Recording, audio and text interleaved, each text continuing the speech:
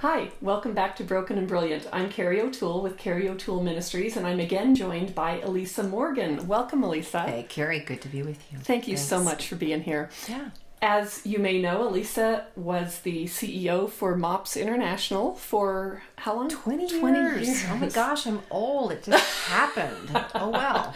And you are still beautiful. There you so go. I'm so excited to have you here. Your new book is called Hello, Beautiful, Seeing Yourself as God Sees You. I just want to hold that up because it's such a pretty... Isn't it kind of cool? It's just... We struggled with images for this cover. You know, it's kind of the stereotypical ones of like a mirror with lipstick on it and da-da-da-da. And I was like, no. And I'm really glad that we all decided on a piece of art because that's kind of the point. That's what It we is. are. Well, and I see like colored, right now it's fall. I'm seeing fall, I'm seeing the brilliant blue, just all of the... It matches your fingernail polish. It does. That's so that, really important. Well, don't look at the chips, but we're still beautiful That's even if right. we're with our chipped nails. Anyway, tell me about this. When did it come out? What brought you to write this book? This book came out in the fall of 2015.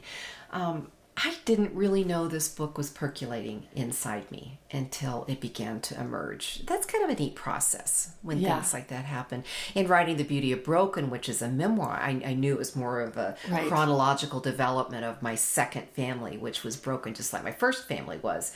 This one kind of bubbled up from inside me. And what happened, I remember one particular morning I was headed out the door in my just Uggy sweats, and I had unwashed hair and a Waffle House regular cap on. You know, I forgotten my iTunes, but I was just going out, I had shades on, and I was going out for a walk. I don't think I smelled good. I know I didn't look good. Okay, so I'm going down the path out in the park behind my home, which is pretty rustic and kind of cool, and a biker came towards me, and so I was kind of being careful of where I stood, but just as this biker passed me, he said, "Hello, beautiful." I was like freaked out. I'm like, who's he talking to? I don't look beautiful. Yuck, you know, and then I was a little bit scared I was in danger or something, like he was going to attack me or something, right? So I took a deep breath, and when I thought it had been long enough, I'm counting 1,000, 2, you know, I looked over my shoulder and he was way down the path. So he clearly He just said it as he went by. He just said it. And I thought, I just totally rejected it. Totally. It was like this pronouncement that absolutely was, repulsive to me. So I kept walking. You know how sometimes when we're walking, we're in our heads and we're in a kind of a space where stuff is accessible to us. And in that moment, I felt God going, "Why are you rejecting this pronouncement, Elisa?" And I thought, because it's preposterous. And then I really felt God going, "Receive." This one word, receive. And I thought, why is this so painful for me to accept this kind of a pronouncement? Hello, beautiful. And I think a lot of us struggle with that. I don't. In fact, as I began to do research, I discovered that 96% of women worldwide, globally, would never use the word beautiful to describe themselves. Even people who know God. Wow. And who know we are made in His image. We push that. We rebuff those words away. Hello, beautiful. So that's really what happened, is that this whole topic started percolating, and it's like God really wooed me into an experiment for me to understand, why do I reject this pronouncement? Where is that rejection coming from? And what might happen if I began to see myself the way He sees me? Beautiful. Wow. Yeah. I was looking in the mirror one morning, this was several years ago, and I think I was teaching a Bible study at the time. I was putting on my makeup, and I heard, "You look beautiful today." And I'm looking around, I'm the only one in my in my bedroom at the moment, and it was so stunning to me. It was so stunning. That's a beautiful example. And I just remember thinking, wow. But we struggle with that. I mean, honestly, we look pretty cute, all right, today. And we even kind of match. Outfits on, yeah, you know. But we work hard to look right. I mean, I even blew my hair dry, etc. You know, last night Evan goes, "Are you going to do something with your hair?" Anyway, you know, that's not what we're talking about here, because we can't see the beauty here because we see the ugly inside. We see a world of ugly inside. I'll eat too many Doritos, or I'll say too many words that start with bad letters and I finish them, or I drink too much wine, or I stay up too late, or I'm selfish, or I don't offer to help when I could, or blah, blah, blah. I see all of that, and I believe that that's who I truly am. Right. And it's not a new problem. I mean, age old. It was Eve in the garden. The evil one woos her. And we're told about this in the very first chapters of Genesis. And it's like he goes, what? You can't eat of that tree or that tree? Yeah. And I love how Sally Lloyd-Jones describes this in her Jesus Storybook Bible. Great telling of the big story of the Bible. She says, how could God possibly love you? That's the core problem. Right. And I think that's the hiss all day, is that God does not love you. Right. And we believe that. And we think if he doesn't love me, then I certainly am not beautiful. Inside or out. He can't value this. So this book I divide into 3 parts. The first part is hello, which is really kind of a wake up, sweet pea. Right. Wake up. It's a discovery. This is what's happening. The reality is that there is a hiss that began in the beginning, and that's what we believed in. And then the second part is beauty, and I unpack 5 elements of beauty, and it's more than physical. And then the last part is full. That really, it's about being beautiful to the whole extent of what's possible.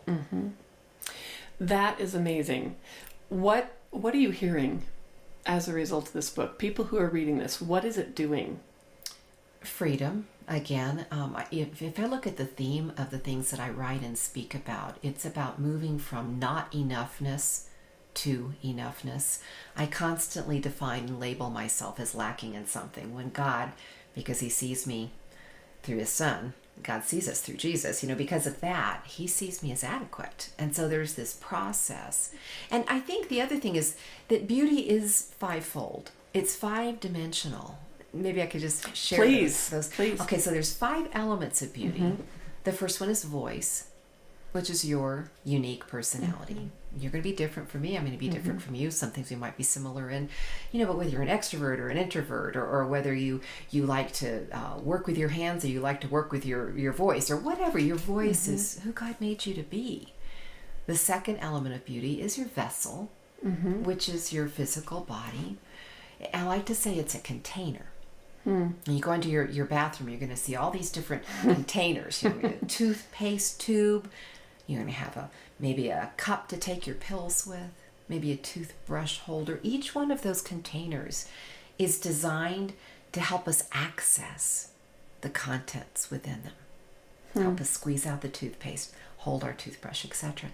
And if I look at that for myself, my vessel contains God. And I help people access God through my vessel. And if God could squeeze himself into the vessel of a man, maybe I can understand my vessel and what it contains a little bit differently. Okay, so it's voice and vessel.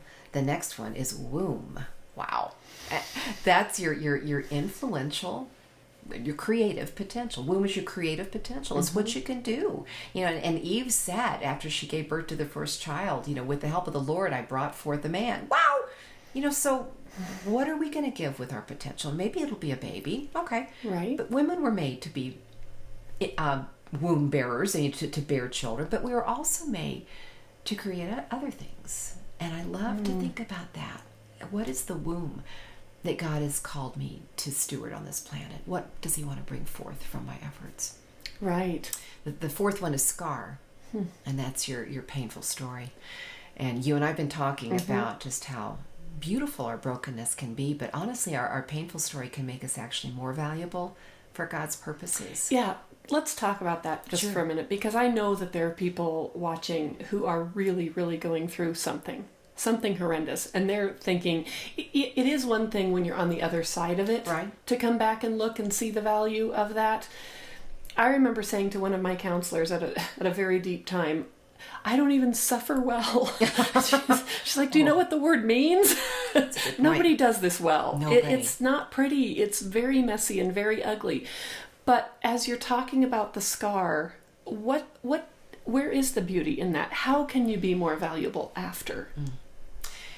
we all can think of situations that we've been through, and we look at them now, and I really would rather they had never happened, but somehow I'm able to have compassion for another person who's going through them, or somehow I'm able to not absolutely step into the middle and say the worst thing possible because I know it didn't feel good.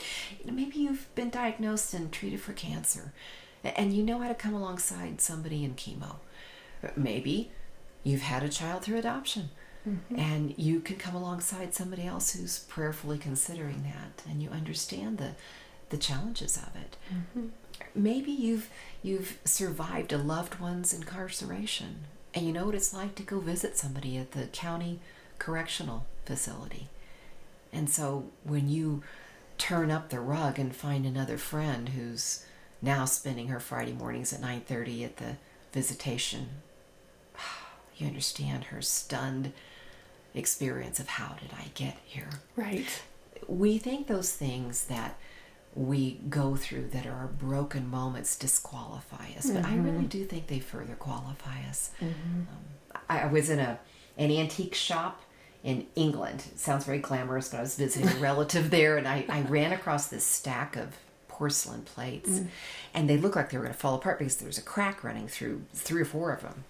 And I was super careful because I thought I'm going to really break these. But I turned them over, and these plates had been stapled on the back with these metal, I don't know what you call it, ratchets or something, staples. And I took them up to the proprietress, and I said, "What is this?" She goes, "Oh, this is an antique Victorian method for repairing porcelain." I thought, why would anybody bother? Really? Make a new one. Yeah, exactly. She said, "Oh, well, would you rather have an option of eating off of a repaired china plate or a board? I mean, those were their options. Wouldn't you take the repaired plate?" And I thought, gosh, yeah.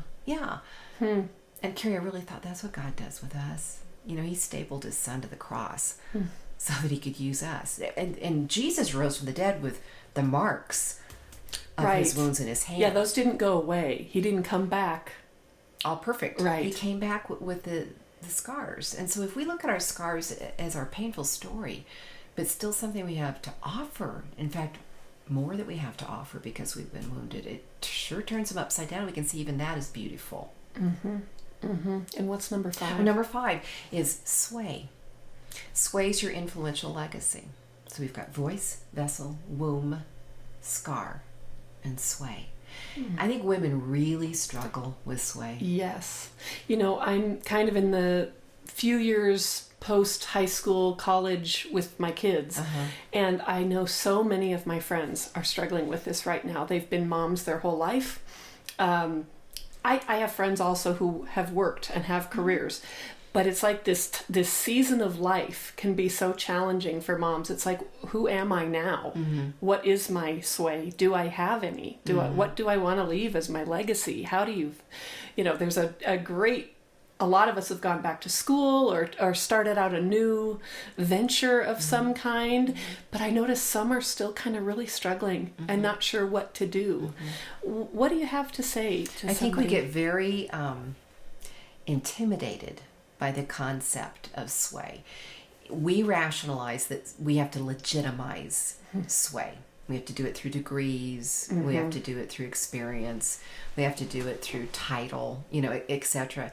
The reality is that every single human being on this planet influences. Right. Just blow, and you've just destructed the air. You've moved it, you've shaped it. For a woman especially, we know that if we are mothers, that the space between a baby and our eyes is the very first space that a child can focus on, that 9 to 12 inches. That is our first often experience of understanding our sway. Of course, we have it much before then, but that may be how we first experience it. But then from the concentric circles out, we are swaying people all the time for good or for not so good. And so I think we have to get over this legitimizing deal of I don't really have sway because I've been in the home, or I don't really have sway because I've never had a family, or I don't really have sway because I just somehow found myself in this position. I was never trained for it. We undo it all the time. And the reality is that God created us to have sway. And so we need to step into this influence we have unapologetically and understand what is my view of how Scripture talks about how women can or can't use gifts. Were gifts given equally to both genders, or did God create a hierarchy of that? What do I believe?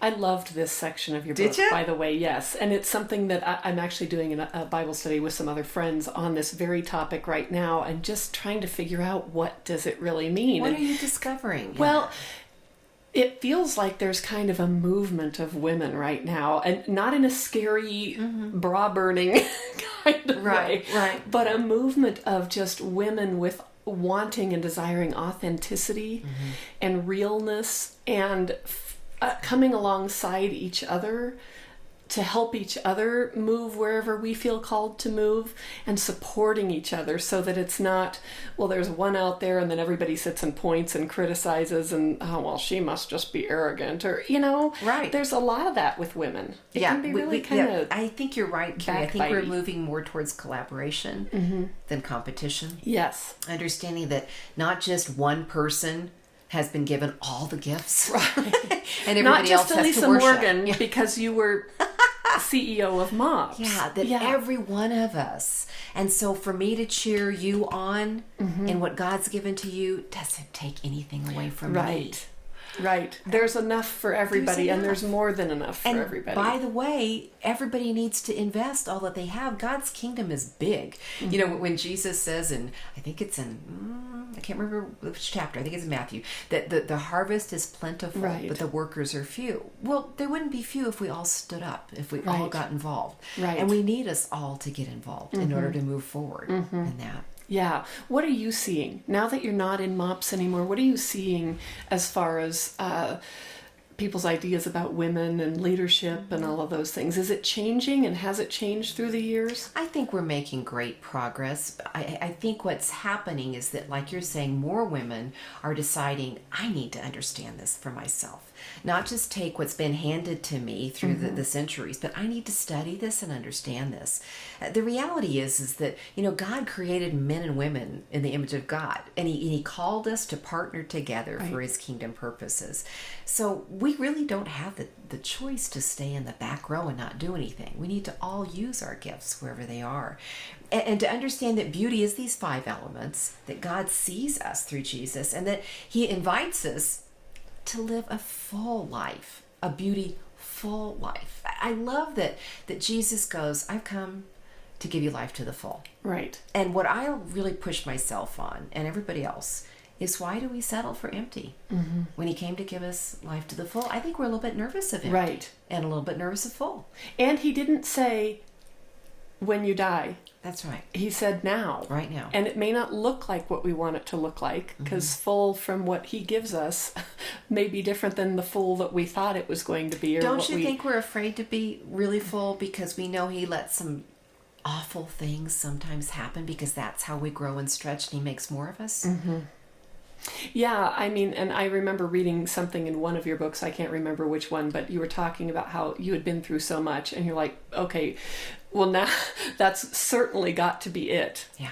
And I've felt that so many times. There's almost a fear, like, I do want to move forward, and I do want to open myself up, and I do want to see where God could take it, but would that mean more pain? I know. Would that mean I still have more lessons to learn? Would that still mean, and then you have to just remember how great God is. And it's like, even if some of this does happen, he will bring even more. He'll fill it up even more. Yeah.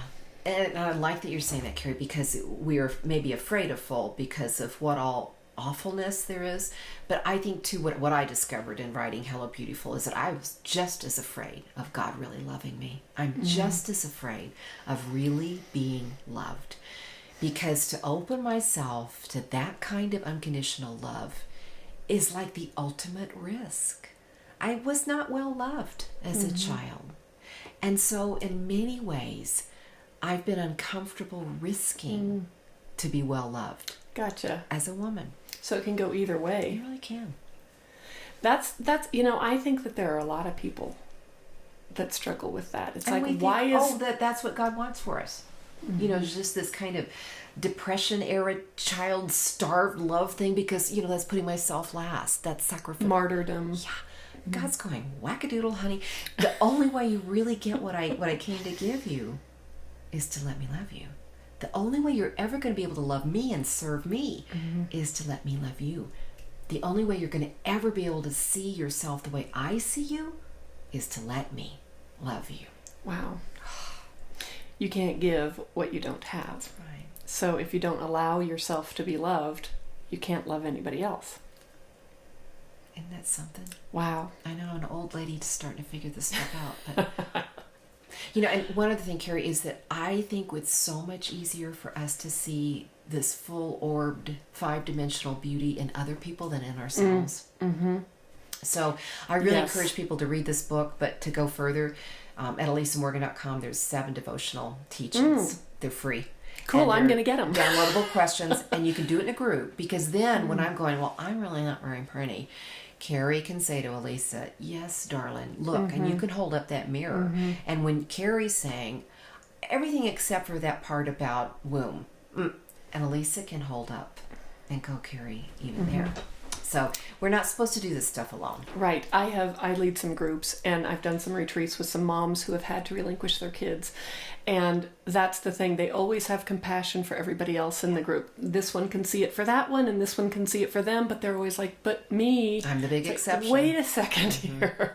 And we have to work on that, because it's so hard to give yourself what you would give to everybody else. So thank you for this tool. I'm just really excited about it. I'm not quite finished, but I'm almost done. This is encouraging me to finish and to get the tools from your website. So I'm really excited. We will also post the link to your website on the podcast as well. So I just can't thank you enough for being here. This really was a treat for me, and it was very exciting. And I told you I was a little nervous to do this, but you've made it so easy and comfortable for me. So thank you so much. Thanks for the privilege of being connected. Oh, you bet. So check out Elisa's resources, and we'll have the link here on the bottom of the podcast as well. So thanks everybody for joining us. I'm Carrie O'Toole, and this is Broken and Brilliant.